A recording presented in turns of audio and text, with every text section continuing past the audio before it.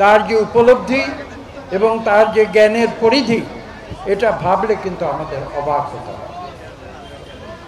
আপনাদের মনে আছে কিনা জানি না, জাসাসের সৃষ্টি হয়েছিল 27শে ডিসেম্বর 1978 সাল। দীর্ঘ 4 দশক পেরিয়ে এখন প্রায় 5ম দশকে জাসাস।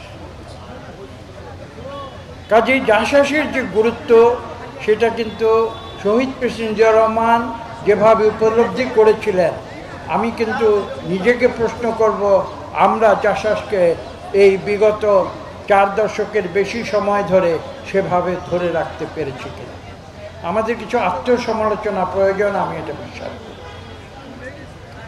এবং বিশ্বাস করি এই কারণে যে আজকে আমরা সারা বাংলাদেশের যারা সংস্কৃতি কর্মী এবং যারা সামাজিক কাজে যারা নিয়োজিত রয়েছেন, আমি বিশ্বাস করি তাদের দ্বারে দ্বারে যাব এবং তাদেরকে জাতীয়তাবাদের আদর্শে উদ্বুদ্ধ।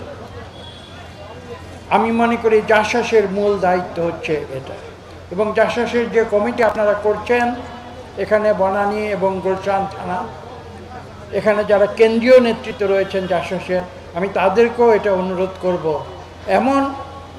এমন সব শিল্পী, কলাকৌশলী এবং সমাজসেবী রয়েছেন যারা হয়তো সহজে প্রকাশ্যে আসতে চান না, যারা, আমি এটা বিশ্বাস করি, তারা অনেকে হয়তো রাজনীতিতেও জড়িত হতে চান না, কিন্তু তাদেরকে এই উপলব্ধি আমাদের দিতে হবে, তাদের কাছে আমাদের নিজেদেরকে যেতে হবে, তাদেরকে বোঝাতে হবে যে এটা শুধু একটি রাজনৈতিক কর্মকাণ্ড নয়, এটা একটি জাতির যে কালচার যেটাকে বলা হয়, শহীদ প্রেসিডেন্ট জিয়াউর রহমান যেটা উপলব্ধি করেছেন, সে একটি জাতির যে অন্তর্নিহিত যে একটি শক্তি, সেই শক্তির যে বহিঃপ্রকাশ, যেটা তিনি করতে চেয়েছিলেন জাসাসের মাধ্যমে, আমি আজকে সেই বার্তাটি আপনাদের কাছে দিতে চাই। দেখুন, এখানে বিভিন্ন বিষয় নিয়ে আলোচনা হয়েছে।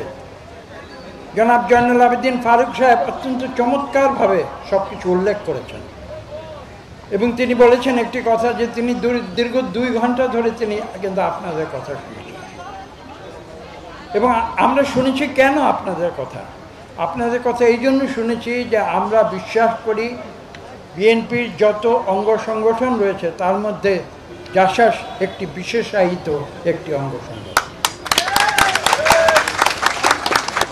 এবং তাদের যে অবদান জাতীয় জীবনে, সেটা শুধু রাজনৈতিক অবদান, রাজনৈতিক ক্ষেত্রের অবদান নয়, সেটা সাংস্কৃতিক ক্ষেত্রে এবং সামাজিক ক্ষেত্রে সেই অবদান আপনারা রাখবেন, এই বিশ্বাস আমাদের আছে। আমি একটি কথা বলি, জিয়াউর রহমান কেন গুরুত্ব দিয়েছিলেন। দেখুন, সংস্কৃতির ভাষা এমন একটি ভাষা, সংস্কৃতির ভাষা কিন্তু বাংলা, ইংরেজি, ফ্রেঞ্চ, উর্দু, ফার্সি এরকম নয়। সংস্কৃতির যে ভাষা, সেটা কিন্তু ভৌগোলিক সীমারেখাকে মানে না। আপনি যখন একটি গান পরিবেশন করে গানের মাধ্যমে যখন আপনার যে ব্যাকুলতা আকুলতা প্রকাশ করবেন, সেটা যে বাংলা জানে না সেও কিন্তু বুঝতে পারে। কিন্তু আপনি বাংলায় যদি একটি বক্তৃতা দেন, আপনি যত কথাই বলুন না কেন, একজন ইংরেজি ভাষাভাষী বা ফ্রেঞ্চ ভাষাভাষী কিন্তু সেই কথাগুলো বুঝতে পারে।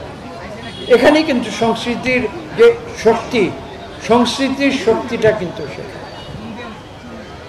এবং সেই কারণে আমি বলবো যে আপনাদের যে কর্মকাণ্ড, সেই কর্মকাণ্ড কিন্তু সবার মাঝেই করবেন, কিন্তু বিশেষভাবে এটা কিন্তু সংস্কৃতি কর্মী এবং সমাজকর্মীদের মাঝে ছড়িয়ে দিতে হবে।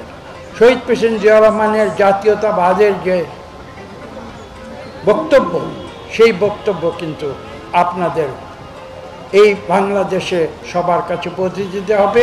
এবং এখানে বনানী এবং গুলশান থানার যারা জাসাসের যারা নেতা কর্মীরা রয়েছেন, তাদের জন্য কিন্তু এই কাজটি আরো অনেক বেশি গুরুত্বপূর্ণ।